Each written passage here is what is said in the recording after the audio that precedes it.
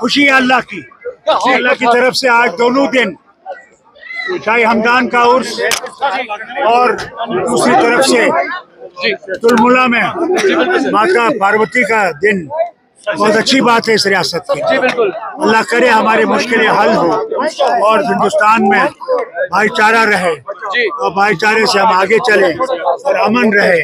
यहाँ पे इन दोनों मुल्कों में अमन रहे, हम आगे बढ़ सकें इंशाअल्लाह। ठीक है।